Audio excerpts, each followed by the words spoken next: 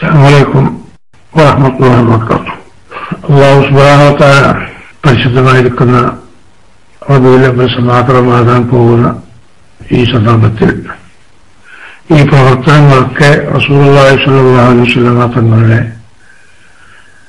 ഹഖ് ജാഹി ബർക്കത്ത് കൊണ്ട് ഒരു സാരിയായ സൽക്രമമായി നമ്മളിൽ നിന്ന് സ്വീകരിച്ചത് പറയുന്നവർക്കും കേൾക്കുന്നവർക്കുമൊക്കെ മതിയായ പ്രതിഫലം അല്ലാഹു സുബ്ഹാനഹു വ തആല നൽകുമാറാകട്ടെ ആമീൻ എന്ന് ആദ്യമായി പ്രാർത്ഥിക്കുന്നു.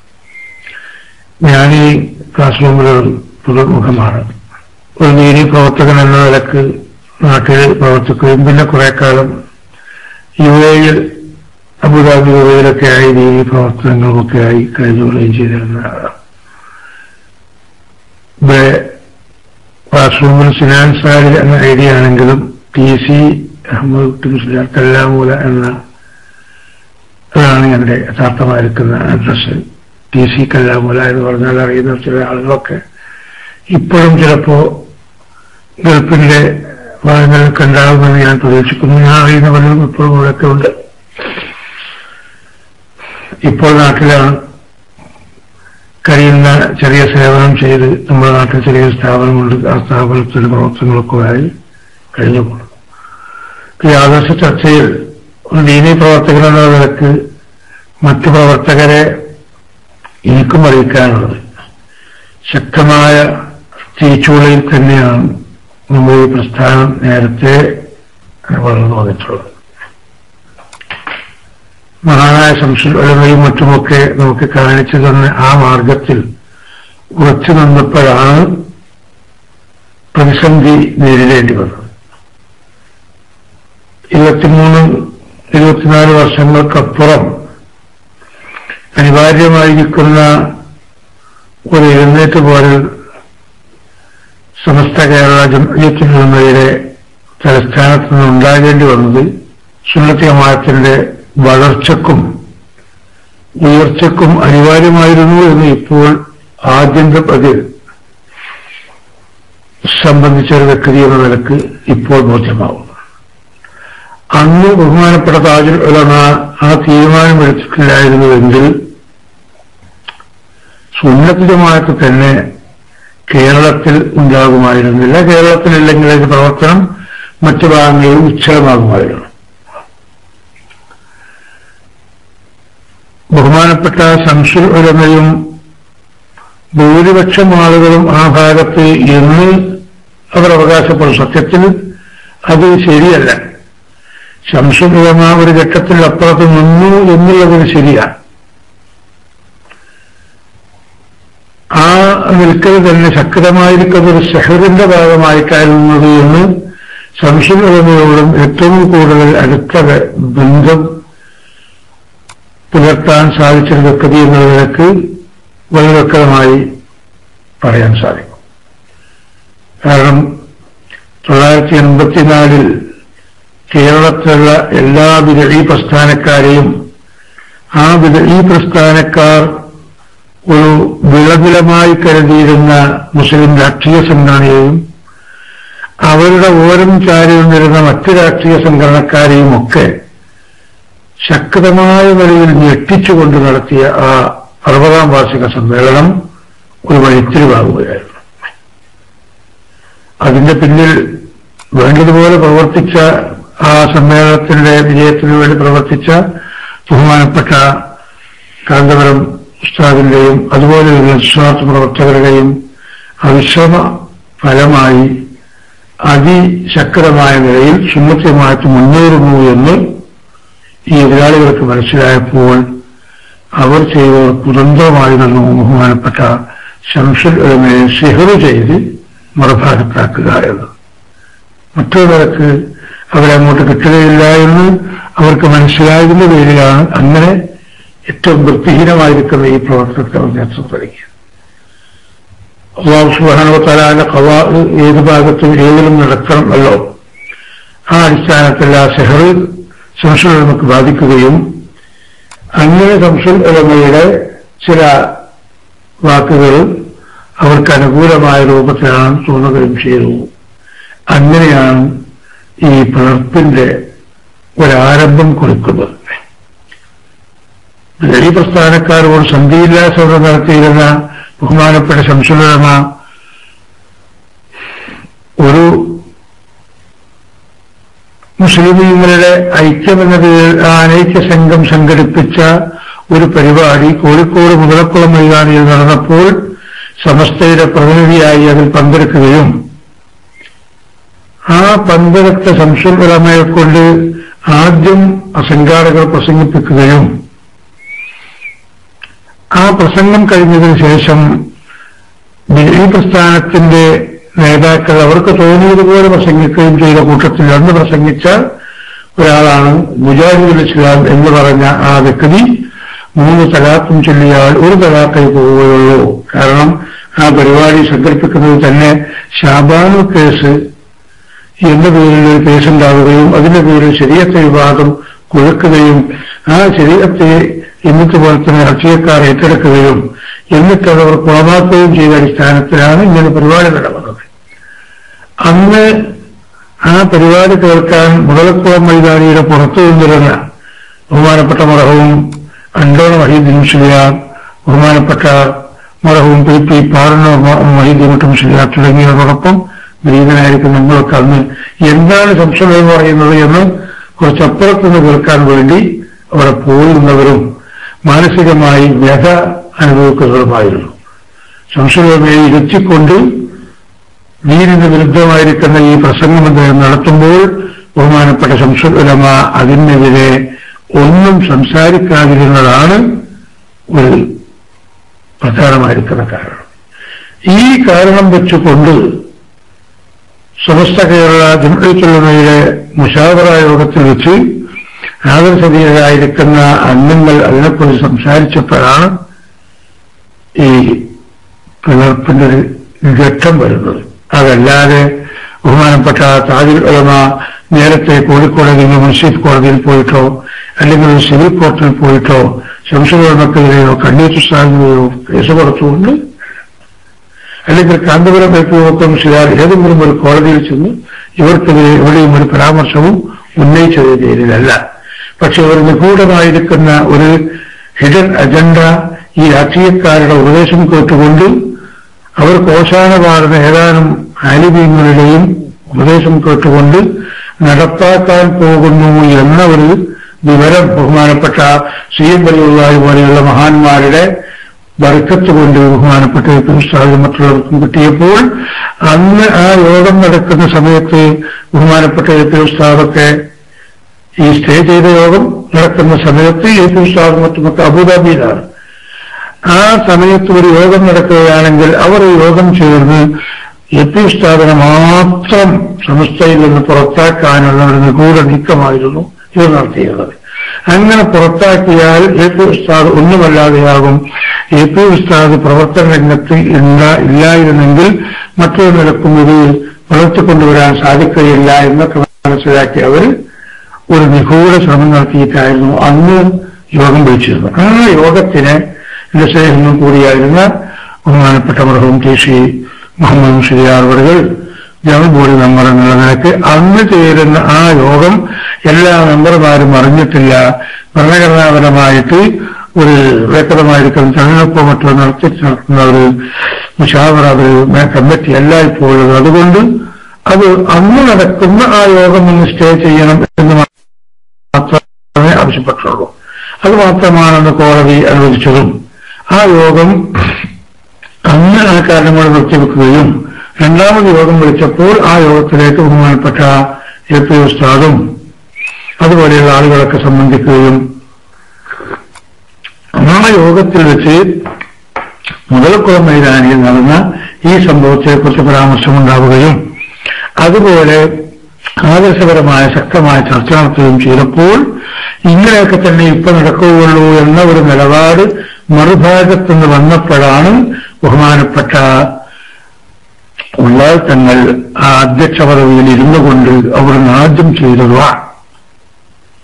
റഹ്മാനായ റബ്ബേ വരക്കൽ മുല്ലക്കോയ തങ്ങളവർ പരിശുദ്ധമായിരിക്കുന്ന ദീനിന്റെ വളർച്ചയ്ക്ക് വേണ്ടി സ്ഥാപിച്ച ഈ സംഘടനയുടെ തലപ്പത്താണ് ഇപ്പോൾ പ്രവർത്തകരായ ഞങ്ങളും ഉള്ളത്.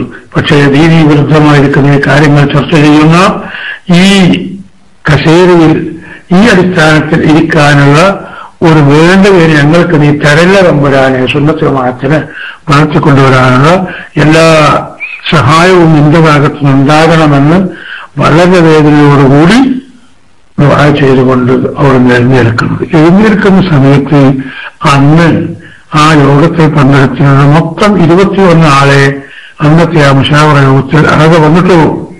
40 ആളുണ്ടായിരുന്ന ആ മുശാവറ യോഗത്തിൽ ഒന്ന് കുറച്ച് ആളുകൾ മരണപ്പെട്ടവർക്ക് അതിന് പകരം ആളുകൾ എടുത്തിരുന്നില്ല. കണ്ണിയത്ത് ഉസ്താദ് അടക്കം പ്രസിഡന്റാണെങ്കിലും അന്നത്തെ യോഗത്തിൽ അനാരോഗ്യം കാരണം വന്നിട്ടില്ല. അതുപോലെ വരാത്ത വേറെയും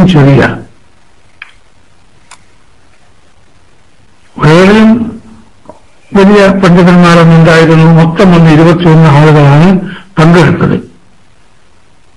ആ 21 ആളുകളിൽ താജുൽ ഉലമ എഴുന്നേൽക്കുന്ന സമയത്ത് താജുൽ ഉലമയോട് കൂടെ 10 ആളുകളും അന്ന് എഴുന്നേറ്റത്. 11 ആളുകൾ അന്ന് ആ മുശാവറയിൽ നിന്നും ഈ നിലപാട് ഞങ്ങൾ അംഗീകരിക്കുന്നില്ലെന്ന് പറഞ്ഞ് ഇറങ്ങിപ്പോന്നവരാണ്. ഇവര് ഭൂരിപക്ഷം എന്ന് ദീനിൽ അങ്ങനെ ഭൂരിപക്ഷം എന്ന് പറഞ്ഞിട്ടൊന്നുമില്ല എന്നതെല്ലാവരും മനസ്സിലാക്കിയ കാര്യമാണ്. അഥവാ വാദത്തിന് വേണ്ടി ഭൂരിപക്ഷം എന്ന നിലക്ക് സമ്മതിക്കുകയാണെങ്കിൽ ആ മുശാവറ യോഗത്തിൽ അന്ന് പങ്കെടുത്ത 21-ൽ 11 പേരും വരുമ്പോൾ ഭൂരിപക്ഷം ബഹുമാനപ്പെട്ട താജുൽ ഉലമയുടെയും കാന്തപുരം ഉസ്താദിന്റെയും കൂടെ തന്നെയാണ്. അന്ന് യോഗത്തിന് വരാതിരുന്ന പലരും ഇവരോടുകൂടെ മാനസികമായി അടുത്തവരും ആയിരുന്നു. പിന്നെ എന്ത് സംഭവിച്ചു എന്ന് ചോദിച്ചാൽ, നേരത്തെ നമ്മളെല്ലാവരും കൂടി പ്രവർത്തിക്കുകയും എല്ലാവരും കൂടി പരിശ്രമിക്കുകയും ചെയ്തതിന്റെ പേരിൽ കേരളത്തിന്റെ എല്ലാ ഭാഗങ്ങളിലും മഹല്ലുകളും മദ്രസകളും ഒക്കെ ഉണ്ടായപ്പോൾ അതിങ്ങനെ സമസ്ത എന്ന പേരിൽ അറിയപ്പെടുകയും ആ സമസ്തയുടെ പ്രവർത്തനത്തിന്റെ ഫലമായി വന്ന മദ്രസയും മറ്റുമൊക്കെ ആ ആളുകൾ സാങ്കേതികമായി അവർ കൈവശം വെച്ചു. കാരണം കോടതി അതിന് സ്റ്റാറ്റസ് കോ നിലനിർത്തണം എന്ന് പറഞ്ഞിട്ടാണ് ഒരു ഉത്തരവിറക്കിയത്. സ്റ്റാറ്റസ് കോ എന്ന് പറഞ്ഞാൽ എല്ലാവർക്കും അറിയാമല്ലോ. ഇപ്പോഴുള്ള ആ നിലപാട് അത് നിലനിർത്തി മുന്നോട്ട് പോവുക, അതാണ് സ്റ്റാറ്റസ് കോ. അതായത് പ്രസിഡന്റ് ബഹുമാനപ്പെട്ട കണ്ണിയത്ത് ഉസ്താദ് അവകളാണ്, സെക്രട്ടറി ബഹുമാനപ്പെട്ട ശംസുൽ ഉലമയാണ്. ആ പ്രസിഡന്റും സെക്രട്ടറിയും ആ ഒരു ഭാഗത്തായതുകൊണ്ട് ഈ ഔദ്യോഗികമായ ഈ സ്ഥാനങ്ങളും ഈ സ്ഥാപനങ്ങളും മറ്റുമൊക്കെ അവരുടെ കീഴിലാണ്. അതാണ് സ്റ്റാറ്റസ് കോ എന്ന് പറഞ്ഞു. അങ്ങനെ പേര് പറഞ്ഞിട്ട് എല്ലാ ഭാഗത്തു നിന്നും സുന്നി പ്രവർത്തകരെയും സുന്നത്ത് ജമാഅത്തിന്റെ അനുഭാവികളെയും ഇവർ പീഡിപ്പിക്കാൻ തുടങ്ങി. അങ്ങനെയാണ് 1989 ഉണ്ടായിരുന്ന അവസ്ഥ. പക്ഷേ ആ അവസ്ഥയും അവരോട് ശക്തമായ നിലയിൽ പിടിച്ചു നിന്ന് ചില സ്ഥലങ്ങളിലൊക്കെ നമുക്ക് കുറച്ച് ഈ സത്യം മനസ്സിലാക്കിയ ആളുകളുണ്ടായപ്പോൾ ചില മദ്രസയുടെ പകുതി ഭാഗവും, എന്നാൽ തിരുവരങ്ങാടി ഭാഗത്ത് നൂറുൽ ഇസ്ലാം മദ്രസയിൽ നിന്ന് ബ്രാഞ്ച് വിളക്ക് മുഴുവനും ഈ ഭാഗത്തേക്ക് വന്നതുപോലെ മുഴുവൻ മദ്രസകളും ഈ ഭാഗത്ത് കൂടിയിട്ടും ചില സ്ഥലങ്ങളിൽ ഭാഗികമായിട്ടുമൊക്കെ പ്രവർത്തനം തുടങ്ങിയിട്ട് അത് സമാധാനപരമായി നടക്കണം, നാട്ടിൽ കുഴപ്പമുണ്ടാക്കരുത്, മദ്രസയുടെ പേരിൽ ഭിന്നിപ്പുണ്ടാക്കരുത് എന്നൊക്കെ അന്ന് തന്നെ ബഹുമാനപ്പെട്ട പി ഉസ്താദും അതുപോലെ പി ഉസ്താദിന്റെ കൂടെയുള്ള നേതാക്കളും ആഹ്വാനം ചെയ്ത അടിസ്ഥാനത്തിൽ 100% സംയമനം പാലിച്ചുകൊണ്ട് തന്നെ സുന്നി പ്രവർത്തകർ മുന്നോട്ട് നീങ്ങി. ആ നീങ്ങിയതിന്റെ പേരിലാണ് പല ഭാഗത്തും സുന്നി പ്രവർത്തകർക്ക് എതിർപ്പുകളും അക്രമങ്ങളും ഒക്കെ നേരിടേണ്ടി വന്നത്. പ്രവർത്തകന്മാർ കൊലക്കത്തിക്കിരയായത്, മൗലിദിന് പോകുന്ന ജാഥ പോകുന്ന ആ വാഹനത്തിന് പോലും കല്ലെറിഞ്ഞ് കണ്ണ് നഷ്ടപ്പെട്ട പ്രവർത്തകർ ഇന്നും ജീവിച്ചെടുക്കുന്നവരുണ്ട്. പക്ഷേ മറുഭാഗത്തുനിന്ന് ഒരു കണ്ണോ കൈയോ ചെറുവിരലോ ഈ പ്രവർത്തകരാരും നഷ്ടപ്പെടുത്തിയിട്ടില്ല എന്നത് ഒരു യാഥാർത്ഥ്യമാണ്. അങ്ങനെ ആ തീഷ്ണമായിരിക്കുന്ന പരീക്ഷണങ്ങൾ അത് അതിജീവിച്ചുകൊണ്ട് ഈ പ്രസ്ഥാനം മുന്നേറാനുള്ള കാരണം മഹാന്മാരായിരിക്കുന്ന പണ്ഡിതന്മാരുടെയും നേതാക്കളുടെയും ഔലിയാക്കളുടെയും ആരിഫീങ്ങളുടെയും ഒക്കെ പിന്തുണയും അവരുടെ എല്ലാവിധ ആശീർവാദങ്ങളും ഈ സംഘടനക്കുണ്ടായി എന്ന കാരണം കൊണ്ട് മാത്രമാണ്. അതിലുപരി ആശയപരമായിട്ട് ഒരു വിട്ടുവീഴ്ചക്കും തയ്യാറില്ലാതെ നമ്മുടെ നേതാക്കൾ നിലക്കൊണ്ടു എന്നുള്ളതും ഒരു സത്യമാണ്. ഞാൻ ഒരു പുതുമുഖം എന്നുള്ള നിലക്ക് കൂടുതൽ ഈ ക്ലാസ്സിലുള്ള മറ്റുള്ളവരെ അലോസരപ്പെടുത്തുകയല്ല ചെയ്യുന്നത്. ചില യാഥാർത്ഥ്യങ്ങൾ ചിലപ്പോൾ അറിയാത്ത പ്രവർത്തകരും ഉണ്ടാകാം. ഉദാഹരണം 10-35 വയസ്സായവർക്കൊന്നും നേരത്തെയുള്ള ഈ പല അവസ്ഥകളും നേരിട്ടറിയാത്തവരുണ്ടായിരിക്കും. അവർക്കറിയാം, ഞാനൊന്നും സുന്നത്ത് ജമാഅത്തിന്റെ പ്രവർത്തനവുമായി തന്നെ യുഎഇയിലൊക്കെ ഓടി നടക്കുന്ന കാലമാണ്. ബഹുമാനപ്പെട്ട എ പി ഉസ്താദ് മറ്റുമൊക്കെ വരുമ്പോൾ ആ എ പി ഉസ്താദിന്റെ കൂടെ മറ്റുള്ള കാര്യങ്ങളൊക്കെ മാറ്റിവെച്ചുകൊണ്ട് ഉസ്താദ് ഉണ്ടാകുമ്പോൾ യുഎഇയുടെ എല്ലാ മേഖലകളിലും മർക്കസിന് വേണ്ടിയും സുന്നത്ത് ജമാഅത്തിന് വേണ്ടിയും ഒക്കെ പ്രവർത്തിച്ചൊരു വ്യക്തി എന്നുള്ള നിലക്ക് ഉസ്താദിന്റെ ആശയവും ആദർശവും ഒക്കെ നേരിട്ട് കാണുകയും മനസ്സിലാക്കുകയും ആ അടിസ്ഥാനത്തിൽ ഉസ്താദിന്റെ കൂടെ ഒരു ദീനീ പ്രവർത്തനങ്ങൾ കുറച്ച് നിൽക്കുകയും കൂടിയാണ്. അല്ലെങ്കിൽ ഉസ്താദിനേക്കാൾ കൂടുതൽ എനിക്ക് ഏറ്റവും അടുത്ത ബന്ധമുള്ളവരായിരുന്നു ബഹുമാനപ്പെട്ട ശംസുൽ ഉലമ അവർ. ശംസുൽ ഉലമ തന്നെ നീയും അപ്പുറത്തായോ എന്ന് സിഹിർ ബാധിച്ച അശക്തമായ ഘട്ടത്തിൽ എന്നോട് ചോദിച്ചിട്ടുണ്ട്. കാരണം ഞാൻ ഗൾഫിലേക്ക് പോകുന്നതിന് മുമ്പ് ശംസുൽ ഉലമയുടെ കൂടെ ഈ ദാറുസ്സലാം അറബിക് കോളേജിലായിരുന്നു ജോലി ചെയ്തിരുന്നത്. ആ ദാറുസ്സലാം അറബിക് കോളേജ് അന്ന് സുന്നത്ത് ജമാഅത്തിന്റെ പക്ഷത്ത് തന്നെയായിരുന്നു. ശംസുൽ ഉലമയും അങ്ങനെയായിരുന്നല്ലോ. അത് കാരണം കൊണ്ടാണ് അന്ന് കോളേജിൽ സംശോധന കൂടെ ജോലി ചെയ്തിരുന്ന ആ സമയത്താണ് ഇന്നിങ്ങനെ പലരും ആക്രോശിച്ച് നടക്കുന്ന പലരും അന്ന് എതിർത്തിരുന്നു. കാരണം അന്ന് ബഹുമാനപ്പെട്ട എ പി ഉസ്താദിനെ തേജോവധം ചെയ്യാൻ വേണ്ടി ഒരുങ്ങിയ കക്ഷികൾക്ക് എതിരെയായിട്ടായിരുന്നു ബഹുമാനപ്പെട്ട എ പി ഉസ്താദ് അവർ കുവൈത്ത് പര്യടനങ്ങളിൽ തിരിച്ചു വരുമ്പോൾ ഏകദേശം 1 മണിക്കൂറോളം സമയം കോഴിക്കോട് റെയിൽവേ സ്റ്റേഷനിൽ ബഹുമാനപ്പെട്ട ശംസുൽ ഉലമ എ പി ഉസ്താദിനെ സ്വീകരിക്കാൻ കാത്തിരുന്നത്. നിങ്ങൾക്കറിയുമോ, വിവാദമായ അരീക്കാട് പള്ളിയുടെ പ്രശ്നം 5 ലക്ഷം കാന്തപുരം അമുക്കി എന്ന് പറഞ്ഞിട്ടാണ് ആദ്യത്തെ പ്രകടനങ്ങൾ നടത്തുന്നത്. അമുക്കി എന്ന് പറഞ്ഞാൽ തന്നെ മുക്കിയിട്ടില്ല എന്ന മറ്റൊരർത്ഥം. അതുപോലെ ഒന്നും വിശദീകരിക്കേണ്ടതില്ല, എല്ലാവരും മനസ്സിലാക്കിയതാണ്. അങ്ങനെ ഒരു പണ്ഡിതനെ തേജോവധം ചെയ്തുകൊണ്ട് ഈ ദീനീ പ്രവർത്തനം നിഷ്പ്രഭമാക്കാമെന്ന് ചിന്തിച്ച ആളുകൾക്ക് ശക്തമായ തിരിച്ചടി നൽകിക്കൊണ്ട് ബഹുമാനപ്പെട്ട ശംസുൽ ഉലമ റെയിൽവേ സ്റ്റേഷനിൽ അന്ന് എ പി ഉസ്താദ് വരുന്നതും കാത്തിരുന്നു. അന്ന് 1 അരമണിക്കൂർ ട്രെയിൻ ലേറ്റായപ്പോൾ അതിനുകൂടി അശ്രദ്ധ കാണിക്കാതെ ബഹുമാനപ്പെട്ട ശംസുൽ ഉലമ എ പി ഉസ്താദിനെ കാത്തിരുന്നത് എ പി ഉസ്താദിന്റെ ആദർശവും ആശയവും ബഹുമാനപ്പെട്ട ശംസുൽ ഉലമ മനസ്സിലാക്കിയതിന് പേരിലായിരുന്നു. ആ കാരണം കൊണ്ടൊക്കെ തന്നെയാണ് ശംസുൽ ഉലമയുടെ കൂടെയും എ പി ഉസ്താദിന്റെ കൂടെയൊക്കെ നമ്മളൊന്ന് കുറച്ചും ഒരുമിച്ചു നിന്നത്. ആ നിലയ്ക്ക് ശംസുൽ ഉലമയോട് നമുക്ക് അഭേദ്യമായിരിക്കുന്ന ബന്ധവും അടുപ്പവും ഉണ്ടായിരുന്നു. മാത്രവുമല്ല, നന്ദി ദാറുസ്സലാം അറബിക് കോളേജിന് ഇന്നുള്ള ചെറിയൊരു വരുമാനം അത് കോഴിക്കോട് ബാബു റോട്ടിലുള്ള ആ ഓവർ ബ്രിഡ്ജിന് താഴെയുള്ള ദാറുസ്സലാം കോംപ്ലക്സ്, അതുപോലെ വെള്ളയിലുള്ള ഒരു ഗോഡൌൺ പോലെയുള്ളതൊക്കെ അത് വാങ്ങാനും അതുണ്ടാക്കാനും ഒക്കെ പരിശ്രമിച്ചത് പല പ്രവർത്തകരും ചിലപ്പോൾ അറിയില്ല. 1980 കാലങ്ങളിൽ ബഹുമാനപ്പെട്ട ശംസുൽ ഉലമയും കൂട്ടി വിധീതനായിരിക്കണം. ഞാനന്ന് സിംഗപ്പൂർ, മലേഷ്യ പോലെയുള്ള സ്ഥലങ്ങളിൽ സന്ദർശനം നടത്തി അവിടെയുള്ള ആളുകളോട് ശംസുൽ ഉലമയുടെ മഹത്വം പറഞ്ഞു. അതോടുകൂടി നന്ദി ദാറുസ്സലാം അറബിക് കോളേജിന്റെ മഹത്വവും അതിന്റെ ആവശ്യകതയും പറഞ്ഞ് മനസ്സിലാക്കിയിട്ടാണ് ആ കാശ് വാങ്ങിക്കൊണ്ടുവന്ന് ഇതിന് വരുമാനമുണ്ടാക്കിയത് എന്നതൊരു യാഥാർത്ഥ്യമാണ്.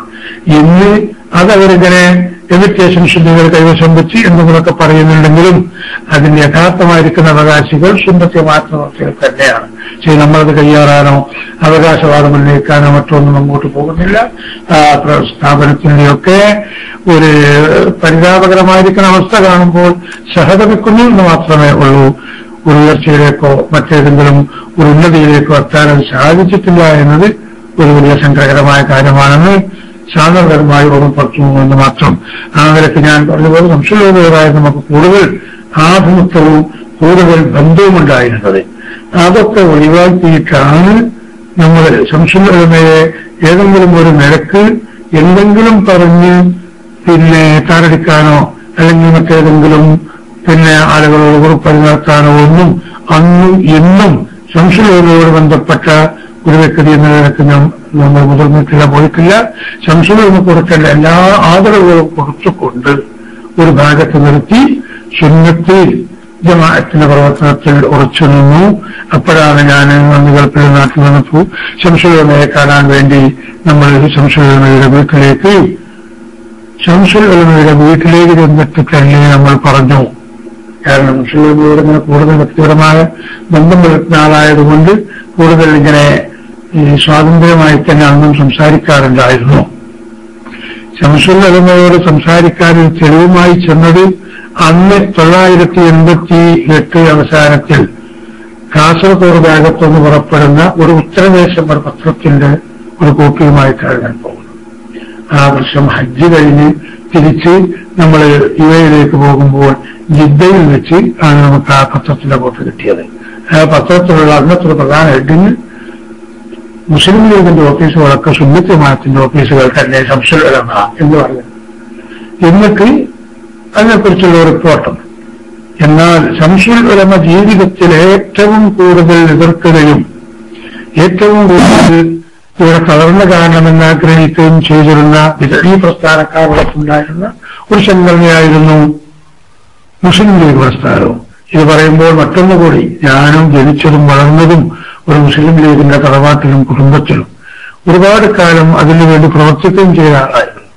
അന്ന് ബാപ്പക്ക് തങ്ങൾ മിസ്മാദ് സാഹിബ് വിഭാവനം ചെയ്തിരുന്ന ആ പ്രവർത്തനം കരക്കേറില്ലെന്ന് മനസ്സിലാക്കി നമ്മൾ അങ്ങനെ അവർ കൂടിയതായിരുന്നു. പിന്നെ ദീനീ പ്രവർത്തനം സജീവമായപ്പോൾ നമ്മൾ അതിനെ എതിർക്കാനോ അനുകൂലിക്കാനോ പോകാതെ അവർ നീങ്ങുന്ന മാർഗത്തിൽ രാഷ്ട്രീയക്കാർ നീങ്ങട്ടെ, നമുക്ക് ഏറ്റവും നല്ലത് സുന്നത്ത് ജമാഅത്തിന്റെ പ്രവർത്തനമാണെന്ന് മനസ്സിലാക്കി നാം ആ ഭാഗത്തുറച്ചെന്ന് പ്രവർത്തിച്ച അന്നും ഇന്നും ഒരു ലീഗ് അനുഭാവിയായ ആൾ തന്നെയാണ് ഞാനും.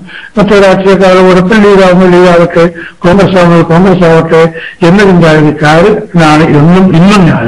നിർബന്ധമായും എല്ലാവരും കോൺഗ്രസ് ആവണം, കമ്മ്യൂണിസ്റ്റ് ആകണം, ലീഗാകണം എന്ന് ബാധിക്കുന്ന ആളും അല്ല. അപ്പോ ആ നിലയ്ക്ക് ഞാൻ ശംസുൽ ഉലമയുടെ അടുക്കൽ ചെന്നിട്ട് സാധാരണയുള്ള കുശലാന്വേഷണങ്ങൾ കഴിഞ്ഞതിന് ശേഷം ശംസുൽ ഉലമയുടെ ശൈഖുനായുടെ ഭാഗത്ത് ഇപ്പോൾ ഒരു പുതിയ വഹി വന്ന ഒരു ലക്ഷണമുണ്ടല്ലോ എന്ന് തമാശ രൂപത്തിലാണ് ഞാൻ സംസാരം തുടങ്ങുന്നത്. എന്താണ് നീ പറയൂ. അപ്പൊ ആളുകളുടെ കൂട്ടത്തിലൊക്കെ ആണെങ്കിൽ അന്ന് നിങ്ങളൊക്കെ പറയുന്നുണ്ട്. കാരണം ശംസുൽ ഉലമയുടെ അടുത്ത ആളുകൾക്ക് നീ എന്ന് പറഞ്ഞാൽ നമുക്കതൊക്കെ വലിയ സന്തോഷവുമാണ്. എന്താണ് നീ പറയൂ.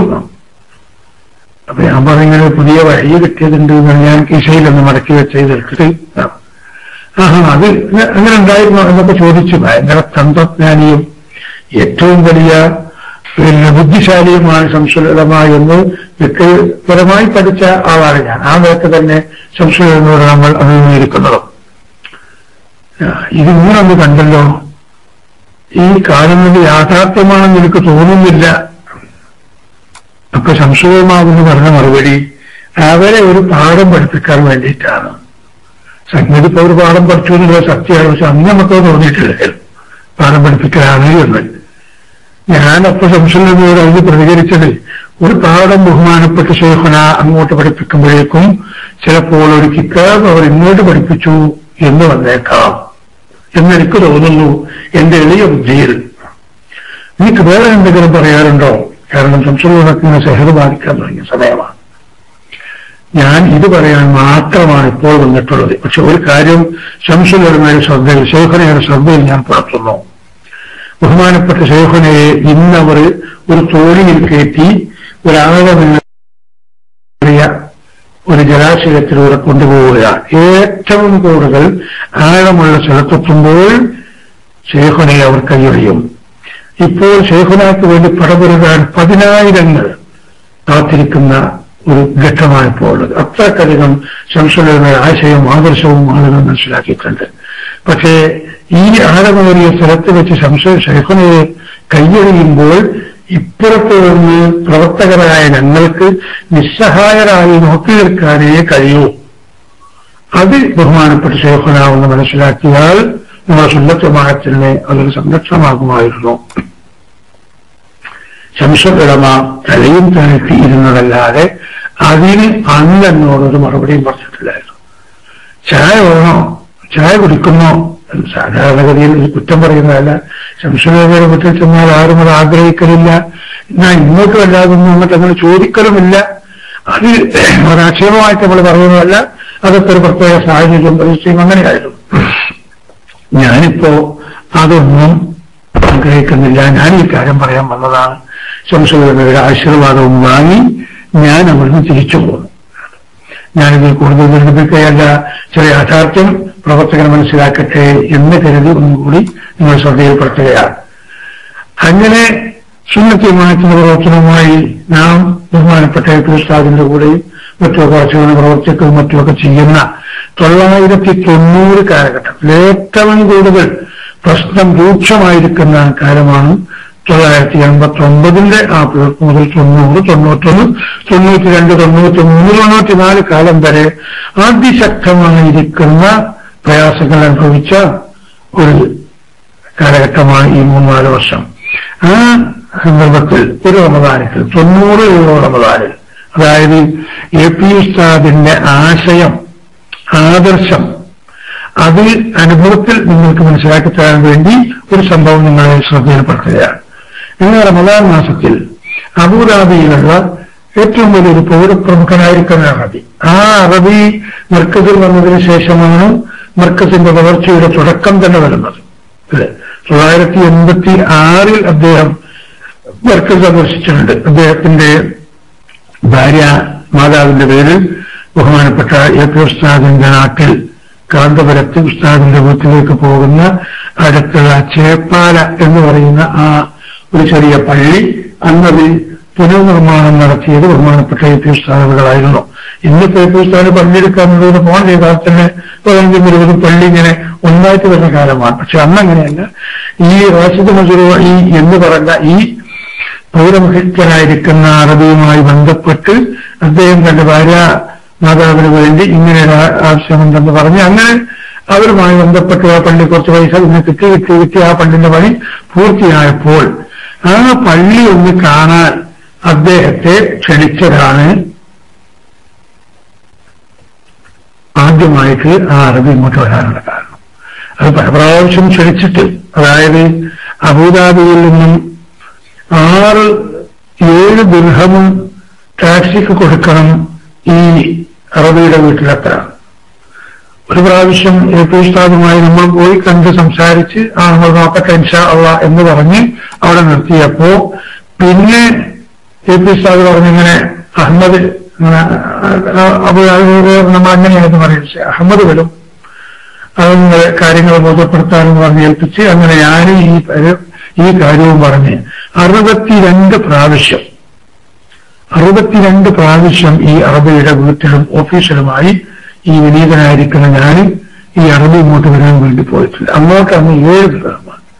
ഇങ്ങോട്ട് മടക്ക ടാക്സി കിട്ടുകയാണെങ്കിൽ ചിലപ്പോൾ 2 ദിർഹമിനോ ഒക്കെ പോരുമല്ല, ഞാൻ നെഞ്ചേരി വിളിച്ച് പോരുകയാണെങ്കിൽ അപ്പോഴും 7-7.5 അന്നും കൂലി വരുന്ന അത്രയും ദൂരത്താണ് മഹർബ ജദീദ്. ചിലപ്പോൾ അബുദാബിയിലുള്ള പ്രവർത്തകരാണെങ്കിൽ അവർക്കറിയാം മഹർബ ജദീദ് എന്നാണ് ആ അറബി താമസിച്ചിരുന്ന ആ സ്ഥലത്തിന്റെ പേര്. അവിടെ പോയി തിരിച്ചു വന്ന് അങ്ങനെ അന്ന് ഇപ്പോൾ അടുത്ത് മരണപ്പെട്ടു പോയ നമ്മുടെ നാട്ടിലെ അബൂബക്കർ ഹാജി പോലെയുള്ള ആളുകളൊക്കെ അദ്ദേഹം അന്ന് ബാങ്കിൽ ജോലി ചെയ്യുന്ന ബാങ്കിൽ ജോലി ചെയ്യുന്ന ആളാണ്. ഒഴിവുള്ള സമയത്ത് ചിലപ്പോൾ അദ്ദേഹത്തിന്റെ വണ്ടിയും കുട്ടിയൊക്കെ പല പ്രാവശ്യവും അങ്ങനെയും പോയിട്ടുണ്ട്. അല്ലാഹു സുബ്ഹാനഹു വ തആല അവരുടെയൊക്കെ ഖബറിടം സന്തോഷകരമായി കൊടുക്കുമാറാകട്ടെ എന്ന് ആ പ്രവർത്തകർക്ക് വേണ്ടി ദുആ ചെയ്യുകയും ചെയ്യുന്നു. അങ്ങനെ നിരന്തരമായ പരിശ്രമം കാരണം ആ റബി, അദ്ദേഹത്തിന്റെ ഭാര്യ, അദ്ദേഹത്തിന്റെ ജ്യേഷ്ഠന്റെ ഭാര്യ, ഇങ്ങനെയുള്ള ആളുകളൊക്കെ കൂടി വന്ന് ഈ ചേപ്പാല പള്ളി കാണലായിരുന്നു അവരുടെ ലക്ഷ്യം.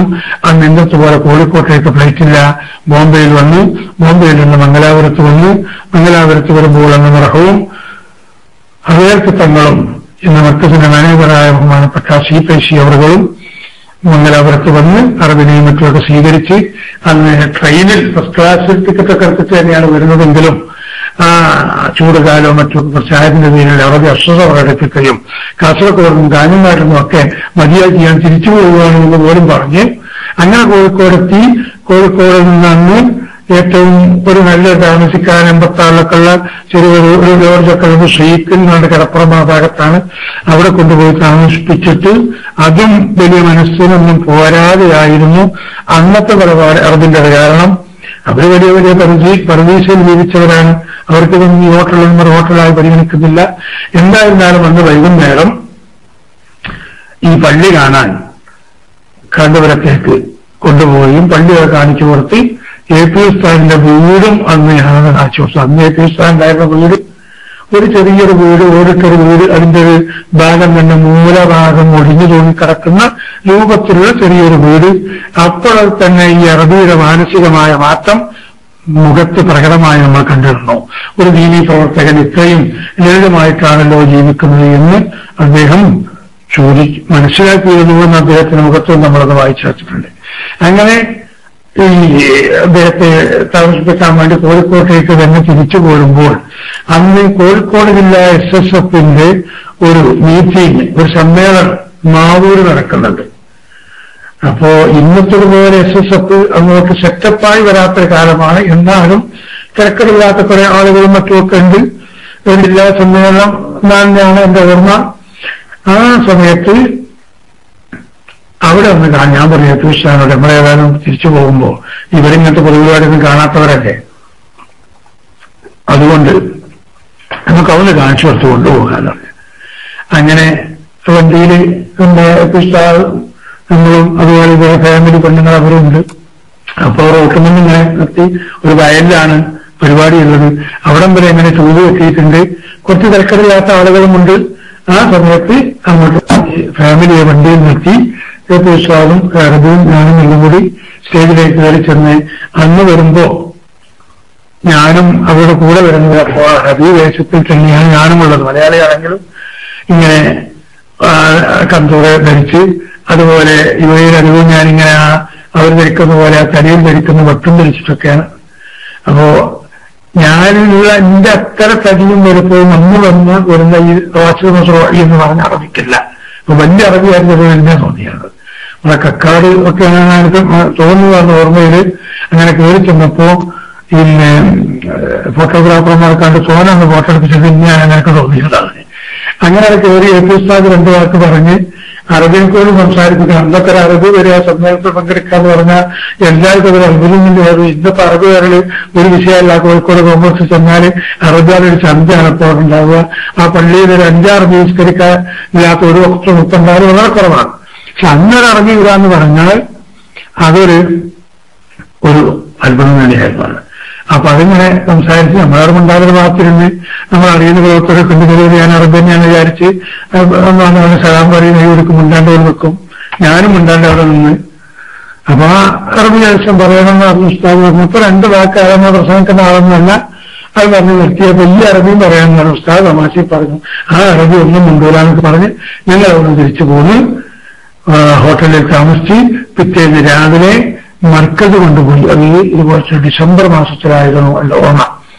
ആ മർക്കസ് കൊണ്ടുപോയി കാണിക്കാൻ നോക്കുമ്പോൾ അന്ന് കുട്ടികൾ യതീംഖാനയിലുള്ള ഏകദേശം ഒരു 400-ലധികം കുട്ടികൾ എന്നവിടെ പഠിക്കുന്നുണ്ട്. ഒക്കെ ചെറിയ മക്കളും. ആ കുട്ടികൾ എന്നാൽ പുഴയിൽ പോയി കുളിച്ചു വരുന്ന കാലമാണ്. ഞങ്ങൾ രാവിലെ മർക്കസിലേക്ക് ഈ അറബിയും കൂട്ടി ഉസ്താദ് നിർദ്ദേശപ്രകാരം ഞാനിങ്ങനെ വരുമ്പോ ഉസ്താദ് നേരത്തെ മർക്കസിൽ പോയി നേരെ ചെയ്യാൻ വേണ്ടി നേരത്തെ പോയിട്ടുണ്ട്. ഇങ്ങനെ വരുമ്പോ ഈ കുട്ടികൾ ഇങ്ങനെ കുളിക്കാൻ വേണ്ടി മർക്കസിന്റെ കവാടത്തിലൂടെ ഇറങ്ങി അവർ ആ റോട്ടിൽ ഇങ്ങനെ വരുന്ന സമയത്താണ് ഞങ്ങളെ വണ്ടി അങ്ങോട്ട് എത്തുന്നത്. ഈ കുട്ടികൾ അങ്ങോട്ട് കണ്ടപ്പോൾ തന്നെ ഈ അറബിയുടെ ഭാര്യ അവർക്ക് വല്ലാത്ത സങ്കടം തോന്നി. അറബിക്കും തന്നെ എത്ര ചെറിയ മക്കൾ തണുപ്പ് സമയത്ത് ഇങ്ങനെ കോറിപ്പിടിച്ച് ഒരു കയ്യിൽ ഒരു കഷ്ടം ചെറിയ സോപ്പും ഈ ശരീരം വരക്കാനുള്ള ചണ്ടിയൊക്കെ കൈപ്പിടിച്ച് ഈ കുട്ടികൾ എല്ലാം ഇങ്ങനെ പോകുമ്പോ അവർക്ക് വല്ലാത്തൊരു സങ്കടം. അങ്ങനെ ആ അറബിയുടെ ഭാര്യ ക്യാൻറ്റീനിൽ ചെന്ന് കുട്ടികൾക്ക് അന്ന് ചെറുപയറും പൊറാട്ടയുമായിരുന്നു അന്നത്തെ ഭക്ഷണം എന്നാണ് ഞാൻ മനസ്സിലാക്കുന്നത്. അതൊക്കെ മുളക്കലും നോക്കലും വളമ്പലും കൊടുക്കലും ഇതൊക്കെ നടത്തി അറബിയോട് നേരിട്ട് പറയാൻ നീ കൊടുക്കാനുള്ളതൊക്കെ വാങ്ങിക്കൊടുത്തോ, ഇതിന് കൊടുത്തെങ്കിലേ അള്ളാഹു തആല എന്തെങ്കിലുമൊക്കെ ചെയ്യുള്ളൂ എന്ന് പറഞ്ഞ് തന്റെ ഭർത്താവിനെ പ്രോത്സാഹിപ്പിച്ച് അള്ളാഹു സുബ്ഹാനഹു വ തആല ആ കുടുംബത്തിന്റെ മനസ്സ് മർക്കസിലേക്ക് തിരിച്ചു വന്ന സ്ഥാനത്തിലാണ് മർക്കസിന് ഇന്നുള്ള ഉയർച്ചയുടെ കാരണങ്ങളിൽ സുപ്രധാനമായത് എന്ന് പ്രവർത്തകരെ നിങ്ങളെ അറിയിക്കുകയാണ്. ആ അറബി വന്നിട്ടില്ലായിരുന്നുവെങ്കിൽ ആദ്യമായിട്ട് ഉസ്താദിന് വിദേശ നിർമ്മിത കാറ് അത് കൊടുത്ത ആളാണ് ഈ റാഷിദ് മിസ്വാളി എന്ന്. നിങ്ങൾക്കൊക്കെ ഓർമ്മ ഉണ്ടാവും. ഒരു ബെൻസ് കാറ് അത് അബുദാബിയിൽ മുത്തിച്ച് ഏതാനും കാലം ബഹുമാനപ്പെട്ട ഉസ്താദ് ആ കാർ ഇവിടെ ഉപയോഗിച്ചിരുന്നു. പിന്നെ മർക്കസിന്റെ ആവശ്യത്തിന് കൈമാറ്റം ചെയ്ത് അത്രയധികം ഇതിനോട് അടുത്തായിരിക്കുന്ന ബന്ധം പുലർത്തിയ ആ അറബിയുടെ വരവാണ് നമ്മുടെ ഈ മർക്കസിന്റെ ഏറ്റവും വളർച്ചയുടെ പ്രധാനപ്പെട്ട ഒരു കാരണം ഇതിന്റെ തുടക്കം ബഹുമാനപ്പെട്ട മർഹൂം അബ്ദുള്ള ഖുലൈബ് അൽ ഹാമിലിയും അതുപോലെ അബ്ദുള്ള ഖുലൈബ് അൽ ഹാമിലിയെ ബന്ധപ്പെടുത്തി തന്ന ജപ്പാൻ മൗലാനയൊക്കെ ആണെങ്കിലും ഈ അബ്ദുള്ള ഖുലൈബ് അൽ ഹാമിലിയും ഒരു സമ്പന്നനായ അറബിയായിരുന്നില്ല. അതിന്റെ പേരിൽ അദ്ദേഹത്തിന് കൂടുതൽ സാമ്പത്തികമായി ഈ മർക്കസിനെ സഹായിക്കുവാൻ സാധിച്ചിട്ടില്ല. കാരണം അദ്ദേഹത്തിന്റെ പേരിൽ സാമ്പത്തിക ശേഷി കുറഞ്ഞതുണ്ട് കാരണം കൊണ്ട്. പക്ഷേ അദ്ദേഹം ഒരുപാട് പരിശ്രമം മറ്റുള്ളവരെ കാണിച്ചു കൊടുക്കാനും മറ്റുമൊക്കെ നടത്തിയിട്ടുണ്ട്. അങ്ങനെ ഞാൻ പറഞ്ഞു വരുന്നത് ഈ റാഷിദ് മസ്റൂഇ എന്ന ആളുടെ മെഹർബാജദീനിൽ അദ്ദേഹത്തിന്റെ ഉടമസ്ഥതയിലുള്ള പള്ളി, അദ്ദേഹം പഠിപ്പിച്ച പള്ളി, അവരെ ശമ്പളം കൊടുക്കുന്നതും മറ്റു കാര്യങ്ങൾ ചെയ്യുന്നതൊക്കെ ഈ അറബിയാണ്. ആ പള്ളിയിൽ ഈ 90 റമദാൻ മാസത്തിൽ ഒരു കൂടിയാൽ ഒരു 10 ആയിട്ടില്ല, 6 7 അല്ലെങ്കിൽ 8 ഒക്കെ ആയിട്ടുള്ളൂ. അന്നത്തെ ദിവസം ബഹുമാനപ്പെട്ട എ പി ഉസ്താദ് യോഗയിൽ വന്നപ്പോൾ ഈ അറബി നോമ്പ് തുറക്കാൻ വേണ്ടി ക്ഷണിക്കുന്നതിലും ആ നോമ്പ് തുറക്കാൻ ക്ഷണിച്ച ക്ഷണം സ്വീകരിച്ച് ഇദ്ദേഹത്തിന്റെ വീട്ടിലേക്ക് ഞങ്ങൾ നോമ്പ് തുറക്കാൻ പോവുകയും നോമ്പ് തുറക്കലും മഗ്‌രിബ് നിസ്കാരവും വീട്ടിൽ വെച്ച് നോമ്പ് നിസ്കാരം കഴിഞ്ഞ് മഗ്‌രിബ് നിസ്കരിക്കാൻ പള്ളിയിൽ പോയി മഗ്‌രിബ് നിസ്കാരം കഴിഞ്ഞ് ചെറിയൊരു ഭക്ഷണം കഴിച്ച് അപ്പോഴേക്കും ഇശാ ബാങ്ക് കൊടുത്ത് ഇശാ നിസ്കരിക്കാനും തറാവീഹ് നിസ്കരിക്കാനും നമ്മൾ ആ പള്ളിയിൽ പോവുകയും ചെയ്യും. അങ്ങനെ പള്ളിയിൽ ചെന്നപ്പോ ഇശാ നിസ്കാരത്തിന്റെ സുന്നത്ത് നിസ്കാരം കഴിഞ്ഞ് ഇശാ നിസ്കാരവും കഴിഞ്ഞ് ഇശാ നിസ്കാരത്തിന് ശേഷമുള്ള സുന്നത്ത് നിസ്കാരവും കഴിഞ്ഞിട്ട് തറാവീഹ് നിസ്കരിക്കാൻ പോകുമ്പോൾ ഒരു മുസ്ലിയായിരിക്കുന്ന പ്രായമുള്ള ഒരാളായിരുന്നു അവിടെ ഇമാമായിട്ട് വന്നിട്ടായിരുന്നത്. നിസ്കരിക്കാൻ ഇങ്ങനെ സ്വലാത്തു തറാവീഹ് റഹ്മത്തുള്ളാഹ് എന്നൊരാളങ്ങോട്ട് അനൗൺസ് ചെയ്ത് എല്ലാവരും സ്വഫായി നിന്ന് ഇയാൾ മെഹ്റാബിലേക്ക് കയറി വന്നിട്ട് നിസ്കാരം തുടങ്ങുന്നതിന് മുമ്പ് ഒരു അനൗൺസ്, ഇന്ന് റക്അത്ത് കുറച്ച് ഖുർആൻ വർദ്ധിപ്പിക്കുകയാണ്, ഓത്ത് ദീർഘിപ്പിക്കുകയാണ് എന്ന് പറഞ്ഞ് ഇയാള് അങ്ങോട്ട് കൈകെട്ടി. അങ്ങനെ കൈകെട്ടി നിസ്കാരം തുടങ്ങിയിട്ട് 8 റക്അത്തായപ്പോൾ ഇയാള് നിസ്കാരം നിർത്തി, തറാവീഹ് നിർത്തി, വിത്ർ തുടങ്ങി. അങ്ങനെ ആ വിത്ർ തുടങ്ങുന്ന സമയത്ത് എ പി ഉസ്താദ്, അതുപോലെ എ പി ഉസ്താദ് കൂടെ ഞങ്ങളൊന്നും രണ്ട് പ്രവർത്തകരുണ്ട്, അന്ന് ഡ്രൈവറായിരുന്നത് ഇബ്രാഹിം മാജി, ചെമ്മറോത്ത് ഇബ്രാഹിം മാജി എന്നാണ് അറിയപ്പെടുന്നത്. എളുപ്പം അബുദാബിയിൽ തന്നെയാണ് ഞാൻ മനസ്സിലാക്കുന്നു. അങ്ങനെയുള്ള ഞങ്ങളുടെ പ്രവർത്തകരുമൊക്കെ കൂടി ഇങ്ങോട്ട് മാറി എന്ന് ഞങ്ങൾ ബാക്കി നിസ്കരിക്കാൻ തുടങ്ങിയപ്പോൾ ആ പള്ളിയിൽ അന്നുണ്ടായിരുന്ന അറബി പ്രമുഖരിൽ 70% ആളുകളും നമ്മളോട് കൂടെ വന്ന് ബാക്കി തറാവീഹ് പൂർത്തിയാക്കി.